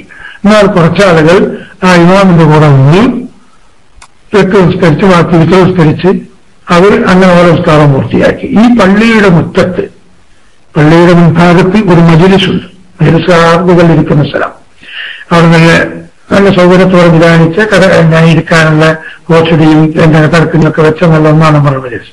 ആ മജ്‌ലിസിലേക്ക് അടുത്തുള്ള വീടുകളിൽ നിന്നൊക്കെ ഭക്ഷണം കൊണ്ടുവരും, കുറച്ച് പണിവാണ്. എന്നിട്ട് തറാവീഹ് നിസ്കാരം കഴിഞ്ഞ് എല്ലാവരും കൂടി അവിടെ ഇരുന്ന് കുറച്ച് ഭക്ഷണമൊക്കെ കഴിച്ച് അങ്ങനെ ഒരു കുശല പ്രശ്നം നടത്തി. ആരെയും 50 പറയാനൊന്നുമല്ല, അല്ലെങ്കിൽ ആ മൂല്യമാണ്, അല്ലെങ്കിൽ ആ മുടി കൊണ്ട് ഇങ്ങോട്ടാണ് മറ്റതാണ് എന്നൊന്നും പറയാനല്ല. അവരിങ്ങനെ ഒരു സാധാരണഗതിയിലുള്ള ഒരു ഹൈറായിരിക്കുന്ന കാര്യങ്ങളൊക്കെ പറഞ്ഞ് ഒരമണിക്കൂറിൽ നിന്ന് ഓരോരുത്തരും നമ്മൾ പിരിഞ്ഞു പോകാനാണ് പതിവ്. അവിടത്തേക്ക് ആ ഭക്ഷണമൊക്കെ അന്നും കൊണ്ടുവച്ചിട്ടുണ്ട്. നേരത്തെ സംസ്കാരം കഴിഞ്ഞവരവിടെ പോയിരിക്കുന്നുണ്ട്. ഭക്ഷണത്തിന്റെ മുകളിൽ വിരിച്ച കടലാസ് പൊന്തിക്കാനോ അത് കഴിക്കാനോ ആരും വരുന്നില്ല. എല്ലാവരും വരുന്ന ഈ തറാവീഹിനെ കുറിച്ച് ചർച്ചയാണ്. അവർ ചെയ്യുന്ന തറാവീഹിനെ കുറിച്ച് ചർച്ച ചെയ്തുകൊണ്ടിരിക്കുക. എന്താ ഇപ്പൊ നിങ്ങനെ കാര്യം, അപ്പോ കൂടി ആളുകളാൽ മതി, അങ്ങനെയുണ്ട് അങ്ങനെയല്ല എന്നൊക്കെ പറഞ്ഞിട്ട് ഇങ്ങനെ സംസാരിച്ചു കൊണ്ടിരിക്കുകയാണ്. അപ്പോഴേക്ക് ഞങ്ങൾ നിസ്കാരവും കഴിഞ്ഞു. ആ മജ്‌ലിസിലേക്ക് നമ്മൾ ചെന്നപ്പോൾ ഇത് ചൂടേറിയ ഒരു വാദപ്രതിവാദത്തിലാണുള്ളത്. 1-2 അറബികൾ പറയുന്നത് എന്തായിരുന്നാലും 20 തന്നെ നിർബന്ധമായും പാടും, കുറച്ചാളുകൾ പറയുന്നത് 8 തക്കറില്ല. ഇങ്ങനെയൊക്കെ ഞാൻ സംസാരിച്ചു കൊണ്ടിരിക്കുമ്പോൾ പ്രായമുള്ള ഒരറബ് പറഞ്ഞു, എന്നാൽ ഇനി ശൈഖ് അബൂബക്കർ പറയട്ടെ കാര്യം, ശൈഖ് അബൂബക്കർ തീരുമാനിക്കട്ടെ എങ്ങനെയാണ് വേണ്ടത് എന്ന്. അപ്പോൾ ഉസ്താദ് തന്റെ സ്വതസിദ്ധമായ ശൈലിയിൽ ഇങ്ങനെ മിണ്ടാതിരുന്നു, പുഞ്ചിരിച്ചുകൊണ്ട്. പിന്നെയും നിർബന്ധിച്ചപ്പോൾ ബഹുമാനപ്പെട്ട എ പി ഉസ്താദ് പറയാൻ തുടങ്ങി. പറയുമ്പോൾ നിങ്ങൾ മനസ്സിലാക്കണം, ആ 8 നിസ്കരിച്ചു പോകുന്നവരുടെ കൂട്ടത്തിലും എ പി ഉസ്താദിന് നല്ല സംഖ്യ സംഭാവന ചെയ്യുന്ന അറബികളുണ്ട്. ആ കൊല്ലവും അവരിന്ന് കാശ് കിട്ടാൻ പോകുന്നേ ഉള്ളൂ. 20 നിസ്കരിച്ചതിലും AP ഉസ്താദിന് കാശ് കൊടുക്കുന്നവരുണ്ട്. പക്ഷേ AP ഉസ്താദ് അവരെ മനസ്സിലാക്കിയത് എനിക്ക് അല്ല കാശ്, സുന്നത്ത് ജമാഅത്തിനാണ്, മർക്കസിനാണ്. മർക്കസ് വളർന്നത് സുന്നത്ത് ജമാഅത്തിന് വേണ്ടിയാണ്. സുന്നത്ത് ജമാഅത്തിന്റെ ആശയം ഇവരെ ശക്തമായി പറയേണ്ട ഘട്ടമാണെന്ന് മനസ്സിലാക്കി ബഹുമാനപ്പെട്ട AP ഉസ്താദ് അസന്നിഗ്ധമായി അവരോട് ഏകദേശം ഒരു 45-ലധികം ആളുകൾ ആ സദസ്സിലുള്ളതിൽ 2-4 പാകിസ്ഥാനികളുണ്ട് ഈ ഭക്ഷണം ഉദ്ദേശിച്ചു വന്നവരും, അതുപോലെ ഈ ഭക്ഷണം കൊണ്ടുവന്ന അറബി വീട്ടിലെ ജോലിക്കാരാകുന്ന ആളുകൾ. അവർക്കത് കഴിഞ്ഞിട്ട് ഈ പാത്രം എടുത്തുകൊണ്ട് പോകണം. അവർ ഈ മജലിസിന്റെ പുറത്ത് അവരും ഒരു 5-8 ആളുകൾ അവരുണ്ടാവും എന്നുള്ള ബാക്കി 30-ലധികം ആളുകളും പ്രമുഖരായിരിക്കുന്ന പണക്കാരായ അറബികൾ തന്നെ. അവരിൽ സാഹൂതം കാതു ഓർപ്പിച്ചിരിക്കുകയാണ്. എന്താണ് ശേഖ ബോക്കർ പറയുന്നത്? AP ഉസ്താദ് പറഞ്ഞു, അള്ളാഹുവിന്റെ റസൂൽ നമുക്ക് സുന്നത്താക്കി കൽപ്പിച്ചു തന്ന വളരെ പ്രാധാന്യമറിയിക്കുന്ന ഈ മാസത്തിൽ മാത്രമുള്ള ഈ നിസ്കാരം അതിന്റെ പ്രതിഫലം ലഭ്യമാകണമെങ്കിൽ 20 റക്അത്ത് തന്നെ നിസ്കരിച്ചാലേ തറാവീഹിന്റെ പട്ടികയിൽ ഉൾപ്പെടുകയുള്ളൂ. അല്ല, നിങ്ങൾ 8 റക്അത്താണ് അല്ലെങ്കിൽ 10 റക്അത്താണ് 18 റക്അത്താണ് 4 റക്അത്താണ് എന്ന് കൃത്യതപ്പെടുത്തി നിങ്ങൾ തറാവീഹ് നിസ്കരിക്കുകയാണെങ്കിൽ ആ തറാവീഹിന്റെ പ്രതിഫലം നിങ്ങൾക്ക് ലഭിക്കുകയില്ല. ഇനി നിസ്കരിക്കുന്ന ഒരാള് ഒരു 16 റക്അത്ത് കഴിഞ്ഞപ്പോൾ അവന് ക്ഷീണം കൊണ്ട് ബാക്കിയപ്പോൾ പൂർത്തിയാക്കാൻ കഴിയുന്നില്ല എങ്കിൽ അവന്റെ നിസ്കാരത്തിൽ നിന്നും മാറി നിൽക്കാം. 16 റക്അത്ത് നിസ്കരിച്ച കൂലി അവന് കിട്ടും. 4 റക്അത്ത് നിസ്കരിക്കുമ്പോഴാണ് അങ്ങനെ അവന് ക്ഷീണം തോന്നി, അല്ലെങ്കിൽ മറ്റേതെങ്കിലും ഒരു സ്ഥലത്തേക്ക് അടിയന്തരമായി പോകേണ്ട ആവശ്യമുണ്ടായി ഓട് പോകേണ്ടി വന്നാൽ ആ 4 റക്അത്ത് നിസ്കരിച്ച കൂലി കിട്ടും. പക്ഷേ അവനത് കിട്ടണമെങ്കിൽ തറാവീഹ് 20 റക്അത്താണെന്ന വിശ്വാസത്തോടു കൂടി നിസ്കരിക്കണം. എന്നിട്ട് നിയ്യത്ത് കൂടി എന്നോട് പറഞ്ഞു കൊടുത്തു, ഉസല്ലി സുന്നത്ത മിനത്തറാവീഹ് റക്അത്തൈനില്ലാഹി തആല എന്ന് നിങ്ങൾ നിയ്യത്ത് ചെയ്യണം. തറാവീഹ് 2 റക്അത്ത് അല്ലാഹു തആലക്ക് നിസ്കരിക്കുന്നതെന്നല്ല, തറാവീഹിൽ നിന്ന് 2 റക്അത്ത് ഞാൻ നിസ്കരിക്കുന്നു, പിന്നെ തറാവീഹിൽ 2 റക്അത്ത്, അങ്ങനെ 20 പൂർത്തിയാക്കണം എന്ന് സന്നദ്ധമായി പറഞ്ഞു കൊടുത്തപ്പോൾ റബീ പ്രമുഖരെല്ലാവരും ഒന്നായിട്ട് അല്ലാഹു അക്ബർ എന്ന് പറഞ്ഞ് സ്വീകരിക്കുകയും പള്ളിയുടെ മുത്തവല്ലിയും അതിന്റെ ഉടമസ്ഥനുമായ റാഷിദ് അറബി ഈ ഇമാമാകുന്ന അറബി മാസദസ്സിലുണ്ട്. പക്ഷെ അപ്പാട്ടുള്ള ഇമാമുകളായിട്ടിങ്ങനെ ഞൊണ്ടിനായം പറഞ്ഞതെന്ന് പറയാനൊന്നും അറബി നാട്ടിലുള്ള ഇമാമുകളൊന്നും നോക്കൂല. സത്യം അതാണെന്ന് മനസ്സിലായ അവർ അംഗീകരിക്കുന്നവരാണ്. ഈ ഇമാമിനെ വിളിച്ചിട്ട് പറഞ്ഞു, ഇൻഷാ അല്ലാഹ് ബക്ര ചൊല്ലി മാഫി നാഖിസ് വരാതായി. നമ്മളെ പള്ളിയിൽ ഇനി നാളെ മുതൽ 20 നിസ്കരിക്കണം. അത് കുറക്കാനും പാടില്ല, തറാവീഹിന്റെ പേര് കൂട്ടാനും പാടില്ല, സംഭവിച്ചെടുക്കോട്ടെ എന്ന്. ഇതിൽ നിന്ന് നമ്മുടെ പ്രവർത്തകരോട് നമ്മൾ ഓർപ്പിക്കുന്നത്, ഇത്രയധികം തീക്ഷ്ണമായ പരീക്ഷണം നേരിടുന്ന സമയത്ത് മർക്കസിന് കാശ് കൊടുക്കേണ്ട അറബികൾ ഇരുട്ടംസ്കരിച്ചു വന്നവരുണ്ടായപ്പോഴും AP ഉസ്താദ് അവർ ആശയമായിട്ട് പറയാൻ ചങ്കൂറ്റം കാണിച്ചൊരു പണ്ഡിതനാണെന്ന് അനുഭവത്തിൽ മനസ്സിലായ പ്രവർത്തകനാണ് ഞാൻ. പലരും ഈ സ്വാധീന ചിലപ്പോൾ പൊട്ടിക്കായിരിക്കില്ല. അപ്പോ അങ്ങനെയുള്ള ശക്തമായിരിക്കുന്ന ആശയം AP ഉസ്താദിന്റെ അടുത്തുണ്ടായതിന്റെ പേരിലാണ് ശംസുൽ ഉലമയെ ബഹുമാനിച്ച് ഒരു ഭാഗത്ത് ആളെ ബഹുമാനിച്ച് നിർത്തിയിട്ട് ഈ പ്രവർത്തനവുമായി നമ്മൾ മുന്നോട്ട് പോയത്. ഇനി ഞാൻ അവസാനിക്കുകയാണ്. ശംസുൽ ഉലമയോട് അവസാനമായി പറഞ്ഞ ഒരു വാക്കുകൂടി പറഞ്ഞിട്ട് ഒരുപാട് അനുഭവങ്ങൾ നമുക്ക് വേറെയും പറയാൻ ഇൻഷാ അല്ലാഹ് മറ്റു സമയങ്ങളിൽ നമുക്കത് പങ്കുവെക്കാം. ശംസുൽ ഉലമ സുഖമില്ലാതെ ആശുപത്രിയിൽ കിടക്കുന്നു. കോഴിക്കോട് ഫാത്തിമ ഹോസ്പിറ്റലായിരുന്നു ബഹുമാനപ്പെട്ടവർ ചികിത്സക്കുണ്ടായിരുന്നത്. 1996 കാലങ്ങളിൽ. ആ സമയത്ത് കോഴിക്കോട് ചെല്ലുമ്പോൾ ശംസുൽ ഉലമയെ കാണാം. പക്ഷേ ശംസുൽ ഉലമയുടെ പരിചാരകരായിട്ട് അന്നുണ്ടായിരുന്ന കുറ്റിക്കാട്ടൂരുകാരൻ കുട്ടി ഹസൻ സെക്കാപ്പി, ഞാൻ നന്ദിയിൽ ജോലി ചെയ്യുന്ന സമയത്ത് അന്നോടെ പഠിച്ചിരുന്ന ആളാ. അന്ന് 2 പ്രാവശ്യം നന്ദിയിൽ നിന്ന് അറബി കോളേജിൽ നിന്ന് പുറത്താക്കി വെക്കുകയാണ് കുട്ടി ഹസൻകാരന്. അയാളിപ്പൊന്നും ജീവിച്ചിരിക്കുന്ന ആളാണ്. കുറ്റിക്കാട്ടൂർ ചെന്ന് ചോദിച്ചാൽ വിവരങ്ങളൊക്കെ അറിയുന്നതുമാണ്. 5ാമത്തെ പ്രാവശ്യം പുറത്താക്കിയിട്ട് അദ്ദേഹം എന്റെ പഠനം പൂർത്തിയാകാൻ പോകുന്ന ഏകദേശം സമയമാണ്. കരഞ്ഞുകൊണ്ട് നിൽക്കുകയാണ്. അപ്പൊ എന്നോട് കുട്ടിയേശൻ കാര്യം പറഞ്ഞത് TC ഷെയ്ഖുനാനോട് പറയും, എന്നാൽ എന്നെ തിരിച്ചെടുക്കുന്നു. അപ്പൊ ചെന്നിട്ട് ഇങ്ങനെ അത്രയും ഒരു മോശം സ്വഭാവമായിരുന്നു അന്ന് തന്നെ. നമ്മൾ വ്യക്തിപരമായിട്ട് ആരെയും ഒന്നും പറയാൻ ഉദ്ദേശിച്ചല്ല, പറയുന്നുമില്ല. അങ്ങനെ ഏതായാലും നവാന്ന് പറഞ്ഞു അപ്പുറം ബാബു വെച്ച് നിർത്തി സംശുഭൂമിൽ വെച്ച് ശേഖനാച്ചമ്മൾ ചെന്ന് ഇങ്ങനെയാണ് സംഗതി. ഇന്നെന്താ മനസ്സിലാക്കിയത്? അവന്റെ കാലിനല്ല മുടവ്, അവന്റെ മനസ്സിലാണ്. അന്ന് സംശുഭൂമ ശേഖന എന്നോട് പറഞ്ഞതാ, എന്നായിരുന്നാലും ഒരു ബിരുദം കിട്ടണമല്ലേ എന്നൊക്കെ പിന്നെയും പറഞ്ഞപ്പോ ഞാൻ ഇനിമേൽ അതൊന്നും ആവർത്തിക്കണമെന്ന് പറഞ്ഞു. അപ്പൊ ഞാൻ അവിടെ നിൽക്കുന്ന മാതിരി വിളിച്ചു വെച്ച് കൊണ്ടുവന്ന് കാലക്കരുതെന്ന് പറഞ്ഞ് തോക ചെയ്ത് അങ്ങനെ നിർത്തിയ ആളെ പിന്നെ ചില ആവശ്യങ്ങൾക്ക് വേണ്ടി സംശുഭൂമന്റെ ആളായി ഈ ശേഖരൊക്കെ വായിച്ചപ്പന്നെ വന്നിട്ട് കൊണ്ടെടുക്കുന്ന ആളെ ഞാനാ സംശുഭൂമന്റെ ആളെന്നൊക്കെ പറഞ്ഞിട്ടേയും ബഹുമാനപ്പെട്ടുള്ള തങ്ങളെ അടക്കം മോശമായി ചിത്രീകരിക്കുകയും ചെയ്തതാണ്. അതൊക്കെ പിന്നെ അവർ പള്ളിക്കായിക്കോട്ടെ എന്നുള്ളതൊക്കെ നമ്മൾ ആ ഭാഗം പറയുക. അവനും ഒരു മാനൂർക്കാരനുമാണ് അവിടെ ഇങ്ങനെ പരിചാരകരായിട്ടുള്ളത്. അപ്പൊ അവരതിജീവിച്ച് എങ്ങനെ ശേഖനാനെ കാണാം എന്നൊക്കെ ഉള്ളൊരു തോന്നലുണ്ടെങ്കിലും ഫാത്തിമ ഹോസ്പിറ്റലിലേക്ക് ഞാൻ ധൈര്യമായി കയറി ചെന്ന് നടന്നപ്പോ ഇവർ രണ്ടാളിപ്പുറം സംസാരിക്കുന്നുണ്ട്. ശംസുലോമ മാത്രം അപ്പുറത്തെ റൂമിൽ വിക്രം ചൊല്ലി ശംസുലോമ അവിടെ വിശ്രമിക്കുകയാണ്. ഞാൻ ചെന്നിങ്ങനെ എന്താ ടി സി വന്നതെന്ന് വെച്ചാൽ ഞാനൊന്ന് ശേഖനാനെന്ന് കാണുന്നത് ഇപ്പൊ കാണാൻ പറ്റില്ല എന്നാണ് പറഞ്ഞത്. അതായത് നമ്മളൊന്നും ചെല്ലുന്നവർക്ക് തൃപ്തിയില്ല, കാണാൻ പറ്റില്ല എന്ന് പറഞ്ഞാൽ പോരാ, എനിക്ക് ശേഖനാനെ കാണണം. ദേശമൊന്ന് ശബ്ദമുയർത്തി ഞാൻ പറഞ്ഞത്. ശബ്ദം ഉയർത്തിയത് എന്റെ ശബ്ദം ശേഖന കേൾക്കാമെന്നുള്ള കണക്കാണ്. അപ്പൊ അപ്പുറത്തുനിന്ന്, അതായത് സൂട്ട് റൂമാണ്, ശേഖന അപ്പുറത്തെ റൂമിൽ, അതിന്റെ ഇപ്പുറത്ത് വേറെ റൂമുണ്ട്, ആ റൂമിലാണ് ഇവരുള്ളത്. ആരാണെന്ന് ഇവർ ശേഖന ഞാനാണ് ടി സി ആണ്, അങ്ങോട്ട് പറഞ്ഞു. ശേഖനാൻ പറഞ്ഞിട്ട് അവന്റെ ബലാരെ ആവശ്യമില്ല, ഞാൻ കയറിച്ചത് എന്റെ കൂടെ അങ്ങനെ ഭൂമിക്ക് വാക്കടിച്ച് വേക്കൽ ബലം കയറി. അങ്ങനെ അതിന്റെ അകത്തേക്ക് കയറിയപ്പോ ശേഖന പറഞ്ഞു, കുട്ടിയാശൻ നീ കുറച്ച് അങ്ങോട്ട് നിൽക്ക്, ചില കാര്യങ്ങൾ സംസാരിക്കാറുണ്ട്. കുട്ടിയാശൻ മാറ്റി നിർത്തിയപ്പോ പുറത്തേക്ക് ഇറങ്ങിയപ്പോ വാതിലടച്ച് ഞാൻ അവിടെ കുറ്റിയിട്ട് ഇനിയും വരണ്ടാന്നുള്ളത്. അങ്ങനെ ഞാൻ അവിടെ ശേഖന പറഞ്ഞു അവിടെ ഇരിക്കുന്ന പറഞ്ഞ് ഞാൻ അവിടെ താഴത്ത് അവിടെ ഇരുന്ന് രോഗവിവരങ്ങളൊക്കെ അന്വേഷിച്ച് ശേഖനായോട് ദുആ ചെയ്യണമെന്നൊക്കെ ആവശ്യപ്പെട്ട് അങ്ങനെ ഞാനിങ്ങനെ പോവുകയാണ് എന്ന് പറയാൻ ഒരുങ്ങുമ്പോ ഒരു 5 മിനിറ്റ് ഞാൻ അവിടെ ഇരുന്നിട്ടുള്ളൂ.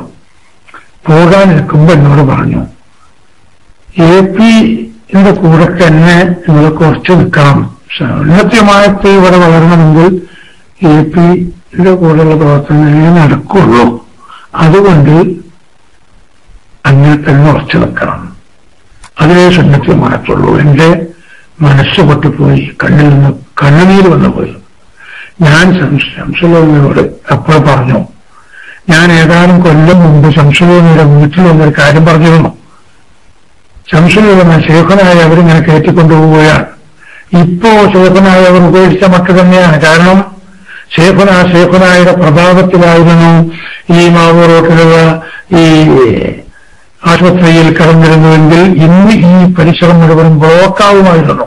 ശംസുലോമയെ കാണാൻ പണ്ഡിതന്മാരുടെ നിര തന്നെ വന്നിട്ട് സാധാരണക്കാർ പറയും. പക്ഷേ ഇന്നിങ്ങോട്ട് പലർക്കും വരണമെന്ന് ആഗ്രഹമുണ്ട്. ഈ സബാനിയാക്കൾ, ഞാൻ ഉപയോഗിച്ച വാക്ക് തന്നെ അതാണ്, ഈ സബാനിയാക്കൾ ഇപ്പുറത്തുള്ളവരുടെ പേരിൽ അന്തസ്സും അഭിമാനവുമുള്ള ആർക്കും ഇങ്ങോട്ട് കയറി വരാൻ പ്രയാസമായതുകൊണ്ടാണ് ശേഖനായെ കാണാൻ വരാത്തത്. ശേഖനാക്ക് വേണ്ടി ആത്മാർത്ഥമായി ദുആ ചെയ്യുന്ന, ശേഖനാനെ രോഗം ശിഫയാകണമെന്ന് ആത്മാർത്ഥമായി ആഗ്രഹിക്കുന്ന 10,000 നാട്ടിന്റെ നാനാഭാഗത്തുമുണ്ട്. പക്ഷേ ആ വലയത്തിൽപ്പെട്ട ശേഖൻ ഇങ്ങനെ വന്നതിന്റെ പേരിലാണ് ഇത് സംഭവിച്ചത്.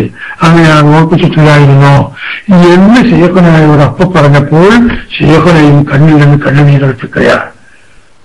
അപ്പൊ സത്യം ശേഖനാക്ക് ബോധ്യപ്പെട്ടു തന്നെ കൊല്ലങ്ങളായിട്ടുണ്ട്. ഞാൻ ശേഖനായോട് അന്ന് പറഞ്ഞു, ഞാനിത് പോയി ജനങ്ങളോട് പറഞ്ഞ ജനങ്ങൾ അംഗീകരിക്കൂല, കാരണം ഇന്ന് ഏപ്പിന്റെ ആളായിട്ടാണ് എല്ലാവരും കൂട്ടുക. അപ്പൊ ഓനൊക്കെ അത് പറയാൻ തന്നെ മറ്റുള്ള പറയുള്ളൂ. ശേഖനാക്ക് നമ്മൾ കടപ്പുറത്ത് സ്പീക്കർ വെച്ച് തരാം, ആളെ കൂട്ടിത്തരാം, ശേഖന നല്ലത് പറയണം. 6 മാസം കൂടി ശേഖനാക്ക് അല്ലാഹു ദീർഘായുസ്സ് ചെന്ന് കൊടുത്തിരുന്നുവെങ്കിൽ ഈ സത്യം ശംസുലമായ ജനങ്ങളോട് വിളിച്ചു പറയുമായിരുന്നു. പക്ഷേ പിറ്റേ ദിവസത്തെ സുബഹിന്റെ സമയത്ത് ബഹുമാനപ്പെട്ട ശംസുലമ ഈ ലോകത്തോട് യാത്ര പറഞ്ഞു. അല്ലാഹു സുബ്ഹാനഹു വ തആല അവരുടെ ദറജ ഉയർത്തിക്കൊടുക്കുമാറാകട്ടെ, അവരോടൊപ്പം സ്വർഗത്തിൽ സംബന്ധിക്കുവാൻ നമുക്കും തൗഫീഖ് നൽകുമാറാകട്ടെ. നാം ഇന്നും എപ്പോഴും നാം ദുആ ചെയ്തുകൊണ്ടിരിക്കുന്നു. അത്രമാത്രം ആദർശ ധീരത ഇവിടെ കാണിച്ച് സുന്നത്ത് ജമാഅത്തിന് വേണ്ടി പടപൊരുക്കാൻ ആളുകളെ സജ്ജമാക്കിയ നേതാവ് കൂടിയായിരുന്നു ബഹുമാനപ്പെട്ട ശൈഖുന എന്ന് ഈ സന്ദർഭത്തിൽ ഉള്ള നമ്മുടെ സുന്നി പ്രവർത്തകരെയും ഞാൻ അറിയിക്കുകയാണ്. അറിഞ്ഞോ അറിയാതെയോ ശംസുൽ ഉലമയുടെ പദവിക്ക് കോട്ടം തട്ടുന്ന രൂപത്തിലുള്ള ഒരു വാക്കുകളൊന്നും സാധാരണക്കാർ അങ്ങോട്ടും ഇങ്ങോട്ടും സംസാരിക്കുന്ന സമയത്തും അതുപോലെ പ്രസംഗിക്കുന്ന ആളുകളോട് പ്രസംഗിച്ചു കൊടുക്കുന്ന സമയത്തും ഉണ്ടായിപ്പോകരുത് എന്നും സാന്ദർഭികമായി ഞാൻ ഓർമ്മപ്പെടുത്തുന്നു. ചേരാരിക്കാരെന്ന് പറയും, ഈക്കക്കാരന് കൂടെ പോലെ പറയാൻ പാടില്ല. ഞാൻ പണ്ടേ പറയുന്ന വാക്കാണ്, ഈക്കക്കാർ പോലെ പറയരുത്. കാരണം ഈക്കെ അബൂബക്കർ മുസ്ലിയാർ ആ വാസിയിൽ പറയും, ഈക്കെ അബൂബക്കർ മുസ്ലിയാർ പ്രതിദാനം ചെയ്ത ഒരാശയവും ഒരാദർശവും ചേലാരികളില്ല, ഒന്നുമില്ല. ഒരൊക്കെ സുന്നത്തമായത്തിന്റെ ആശയം തന്നെയുള്ള മറ്റൊരു കാര്യം, ഏറ്റവും കൂടുതൽ ശക്തമായ നിലക്ക് സുന്നത്തമായത്തിനെ വളർത്തിക്കൊണ്ടുവരാൻ ശ്രമിച്ച ബഹുമാനപ്പെട്ട ശംസുൽ ഉലമയുടെ 1000 അയലത്ത് പോലും ഇന്ന് സമസ്തക്കാരാണെന്ന് പറഞ്ഞു നടക്കുന്ന ആ ഭാഗത്തെ പണ്ഡിതന്മാർക്കോ അവരോടുകൂടെ തെറ്റിദ്ധാരണ കൊണ്ടോ അല്ലെങ്കിൽ മറ്റേതൊരു കാരണങ്ങളോ അവരുടെ കൂട്ടത്തിലുള്ള ആളുകൾക്കോ ഒരാശയം കടുകുമണി പോലുമില്ല എന്ന് എല്ലാ നിലക്കും നമുക്ക് സമർത്ഥിക്കാൻ സാധിക്കും. അപ്പൊ അതുകൊണ്ട് അവർ ഈക്കക്കാരും ആരും ദയവ് ചെയ്ത് പറഞ്ഞു പോകരുത്. അവരെ പറയേണ്ടത് ചേളാരിക്കാരെന്ന് പറയാം. ചേളാരി പോലൊരു ആസ്ഥാനമായതുകൊണ്ട് ചേളാരിക്കാരി എന്ന് പറയാനേ പറ്റുള്ളൂ. അപ്പോ ഞാൻ പറഞ്ഞു വരുന്നത്, അങ്ങനെ കടുപ്പമായ ആശയവും ആദർശവും പ്രകടിപ്പിക്കുന്ന ഒരു പണ്ഡിതൻ ഈ ഭാഗത്ത് പ്രവർത്തന രംഗത്ത് വന്നതിന്റെ പേരിൽ നമുക്ക് ഇന്ന് സുന്നത്തമായിട്ട് കേരളത്തിലല്ല, ഇന്ത്യയിലല്ല, ലോകത്തിന്റെ നാനാഭാഗത്തും ഇന്ന് പടർന്ന് പന്തലിച്ചു വന്നത്. ബഹുമാനപ്പെട്ട AP ഉസ്താദിനെ അറസ്റ്റ് ചെയ്ത രാജ്യത്ത് ഇന്ന് AP ഉസ്താദ് ഒന്നാമനാണ്. ചില തെറ്റിദ്ധാരണ കൊണ്ട് അന്ന് ചില ആളുകൾ അങ്ങനെ ആ അറസ്റ്റ് ചെയ്യേണ്ട ഘട്ടത്തിലേക്ക് വന്നു. അതിൽ നമ്മളൊന്നും ഒരു മാനക്കേടും കാണുന്നില്ല. ആ AP ഉസ്താദിന്റെ അറസ്റ്റും AP ഉസ്താദിന്റെ വളർച്ചകൾ കാരണമായിരുന്നു. അന്ന് ഈ AP ഉസ്താദിന് 6 മാസത്തെ വിസ ഒന്നായിട്ടായിരുന്നു സൗദി കൗൺസിലേറ്റ് എംബസി ഡൽഹിയിൽ നിന്ന് അടിച്ചു കൊടുത്തു. നമ്മളൊക്കെ ഒരു വിഷയത്തിന് സൗദിയിലേക്ക് പലരും പോകുമ്പോൾ നമ്മളെ ബോംബെയുള്ള കൗൺസിലേറ്റിലേക്കാണ് എടുക്കുന്നതെങ്കിൽ ഞങ്ങളൊക്കെ ദുബൈയിലേക്ക് പോകുമ്പോൾ ഞാൻ ബഹുമാനപ്പെട്ട AP ഉസ്താദും ഒന്നായിട്ടാണ് കേരളത്തിൽ യാത്ര പോകുന്നത്. മുംബൈയിലെത്തി ഒരു ജമാൽ സാഹിബ് എന്ന് പറഞ്ഞ ഒരു പരിചയക്കാരൻ മുഖേനയാണ് അന്ന് ഡൽഹിയിൽ ഈ വിസ അടുപ്പിക്കുന്നത്. ഞങ്ങൾ ഡൽഹിയിൽ ചെന്ന് ജമാൽ സാഹിബിനെ കണ്ട് ജമാൽ സാഹിബ് ഈ അംബാസഡറുമായി മറ്റു ചില അടുത്ത ബന്ധം ഉള്ളതിന്റെ പേരിൽ സാധാരണ അപേക്ഷ കൊടുത്ത് അത് എന്നെ കൗൺസിലേറ്റർ എംബസിയിലോ കൊണ്ടുപോയി കൊടുത്ത് വിസ പാസ്സാക്കി. അങ്ങനെയൊക്കെയുള്ള വിസന്റെ നിയമം. എങ്കിൽ ഈ ജമാൽ സാഹിബ് AP ഉസ്താദിനെയും സാധുവായിരിക്കുന്ന എന്നെയും കൂടി ഇവരെ കാണാൻ വേണ്ടി ചെന്ന് AP ഉസ്താദ് അംബാസഡറുമായി സംസാരിച്ചു. കേരളത്തിലെ ദീനീ പ്രവർത്തനങ്ങളുടെ കാര്യങ്ങളൊക്കെ പറഞ്ഞു കൊടുത്തു. ഇങ്ങനെ സൗദി ഒന്ന് വിസിറ്റ് ചെയ്യണമെന്ന് ഉദ്ദേശിക്കുന്നുണ്ട്. സൗദി ഒരു വലിയ രാജ്യമാണ്. ഇൻഷാ അല്ലാഹ് ബുദ്ധിമുട്ടില്ല, നിങ്ങളെ ജവാസ് എന്തൊക്കെ ആ ജവാസ് എന്തെന്ന് ജവാസ് സാഹിബിന് പാസ്പോർട്ട് വാങ്ങി അവരെടുത്ത് കൊടുത്തു. അങ്ങനെ AP ഉസ്താദിന്റെ പാസ്പോർട്ടിൽ അന്ന് 6 മാസത്തെ വിസയാണ് അയച്ചു കൊടുക്കുന്നത്. ഈ 6 മാസത്തെ വിസ തന്നെ എന്താണ്? ദീനീ പ്രചരണത്തിന് വേണ്ടിയിട്ടാണ്. ഇപ്പൊ നമ്മളൊക്കെ പലരും വിസിറ്റിന് പോകുന്ന പലരും എന്തെങ്കിലും ഒരു കച്ചവടത്തിന്റെ പേരിലോ അല്ലെങ്കിൽ മറ്റേതെങ്കിലും മന്ദൂലി എന്തെങ്കിലും പേര് വിശേഷിക്കരുത്. ഇതൊക്കെയല്ല, ഇത് ദീനീ പ്രചരണത്തിന് വേണ്ടി എന്ന് പറഞ്ഞിട്ടാണ് വിശേഷിച്ചു കൊടുത്തത്.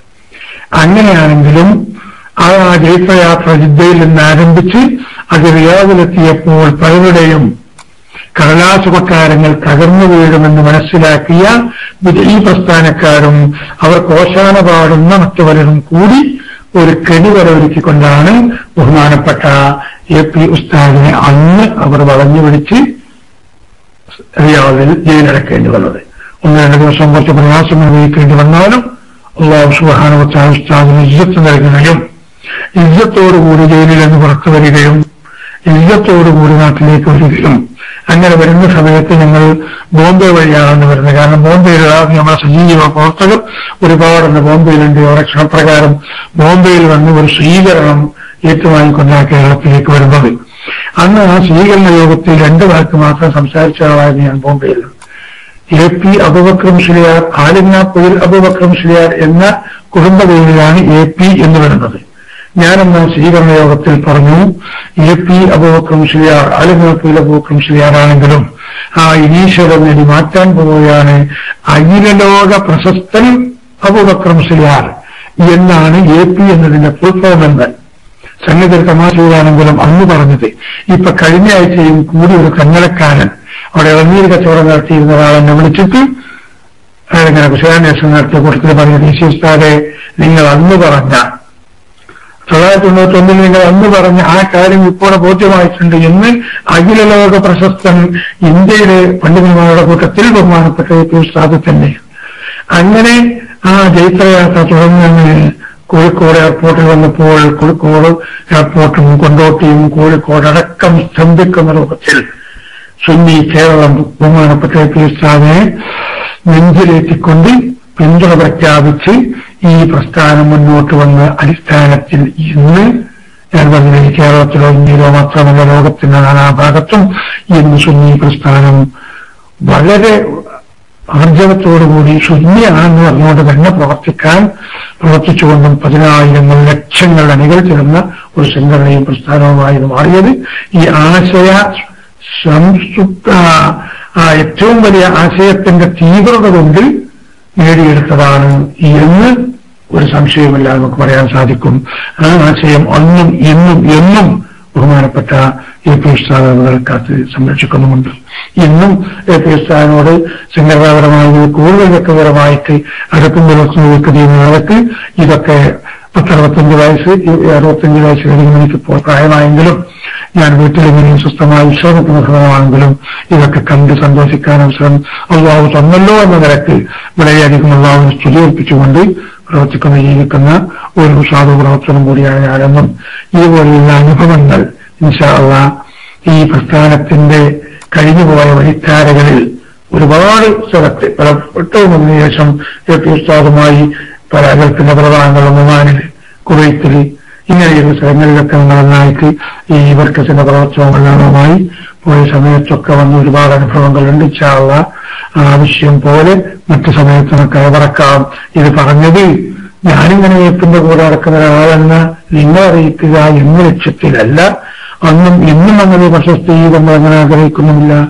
എന്തെങ്കിലും നാളാക്രത്തിൽ ഈ പ്രവർത്തനം കൊണ്ട് നമുക്കും നമ്മുടെ കുടുംബത്തിനും നമ്മുടെ പുറത്തോട് എടുക്കണമെന്ന ലക്ഷ്യത്തിൽ മാത്രമാണ്. പക്ഷേ ചില ആശയങ്ങളും കാര്യങ്ങളും ആളുകൾ മനസ്സിലാക്കിയിരിക്കണം. തെറ്റിദ്ധാരണ ഒഴിവാക്കാൻ വേണ്ടി ശംസുലിനെ കുറിച്ചുള്ള തെറ്റിദ്ധാരണ ഒഴിവാക്കാൻ വേണ്ടി കൂടിയാണ് ഇത്രയും കാര്യങ്ങൾ ശ്രദ്ധയിൽപ്പെടുത്തിയത്. അല്ലാഹു സുബ്ഹാനഹു വ തആല പരിശുദ്ധമായിരിക്കുന്ന ദീനീ പ്രവർത്തനം ദീനായിക്കൊണ്ട് തന്നെ നടത്താൻ, അത് ഏത് ഏതാരിക്കാരാണെങ്കിലും ഏത് പോകുന്നവരുണ്ടെങ്കിലും നടക്കുന്നവരുണ്ടെങ്കിലും ഒക്കെ അവരവരെ വഴിക്ക് പോകട്ടെ. നമുക്ക് നമ്മുടെ ദീനീ പ്രവർത്തനം എന്നുള്ള നിലക്ക് കഴിയുന്നതൊക്കെ ചെയ്യുക, അവരോട് മാന്യമായി പ്രതികരിക്കുക. ആ പ്രതികരിച്ചതിൽ നമുക്ക് അണികൾ ഓരോ ദിവസവും വർദ്ധിച്ചു വരുന്നുണ്ട്. അത് നമ്മുടെ പ്രതികരണം മാന്യമായതിന്റെ പേരിലാണ്. ആ മാന്യത ഒരിക്കലും നമ്മുടെ പ്രവർത്തകരിൽ നിന്നോ മറ്റുള്ളവരിൽ നിന്നോ കൈയടിയരുത് എന്നുകൂടി എല്ലാവരെയും അറിയിച്ചുകൊണ്ട് അൽഹംദുലില്ലാഹി റബ്ബിൽ ആലമീൻ. നിങ്ങളൊക്കെ ഈ സാധനം വേണ്ടി ദുആ ചെയ്യണം. അല്ലാഹു തൗഫീഖ് ചെയ്താൽ ഒരാഴ്ച കഴിഞ്ഞ് ഞാനും കുടുംബവും പരിശുദ്ധമായിരിക്കുന്ന ഉംറ നിർവഹിക്കാൻ പോകാൻ ഉദ്ദേശിക്കുന്നുണ്ട്. മഖ്ബൂലും മബ്റൂറുമായിരിക്കുന്ന ഉംറ ചെയ്യാനും മറവിയായ സിയാറത്ത് ചെയ്യാനുമുള്ള എല്ലാ തൗഫീഖിനും വേണ്ടി നിങ്ങളൊക്കെ ദുആ ചെയ്യണം. ഇൻഷാ അല്ലാഹ് ആ പ്രധാനപ്പെട്ട സ്ഥലങ്ങളിലൊക്കെ നമ്മൾ ദുആ ചെയ്യുമ്പോൾ നമ്മൾ സുന്നി പ്രവർത്തകരെയും ബഹുമാന്യരായ മുഴുവൻ നേതാക്കളെയും സാധുവായിരുന്നു ഞാൻ ഉൾപ്പെടുത്തുമെന്നും അതുപോലെ അങ്ങോട്ടും ഇങ്ങോട്ടും പരസ്പരം ഉണ്ടാകാമെന്നും TC കല്ലാമുല എന്ന പേരിലാണ് എന്നറിയപ്പെടൽ. ഇവിടെ സിനാൻ സാലിഹ് എന്ന ഒരു ഐഡിയ എന്റെ പോയ കുട്ടികളോട് കൊടുത്തിട്ടുണ്ടെങ്കിലും അങ്ങനെയാണ് എന്റെ അറിയപ്പെടൽ. TC കല്ലാമുല എന്ന് പറഞ്ഞാൽ നേതാക്കളും നമ്മൾ അറിയുന്ന പ്രവർത്തകരൊക്കെ അറിയും. ഇപ്പോഴുള്ള ചെറുപ്പക്കാരായ ആളുകൾക്ക് ഇത് പറഞ്ഞില്ല എന്നവരും കാന്തപുരം ചെറിയ മനുഷ്യരോടോ പേരോടോ അതുപോലെയുള്ള നമ്മൾ ആളുകളോടൊക്കെ ചോദിച്ചാൽ ഇങ്ങനെ അറിയുന്ന ഒരു സാധുവായ പ്രവർത്തനം കൂടിയാണ് എന്ന് നിങ്ങൾ അറിയിച്ചുകൊണ്ട് നിങ്ങളൊക്കെ ദുആ ചെയ്യുന്ന വിഷയത്തോട് ഞാൻ അവസാനിപ്പിക്കട്ടെ. അൽഹംദുലില്ലാഹി റബ്ബിൽ ആലമീൻ. അസ്സലാമു അലൈക്കും വറഹ്മത്തുള്ളാഹി വബറകാതുഹു. ഞാൻ മൈക്കിൾ ചെയ്യുന്നു.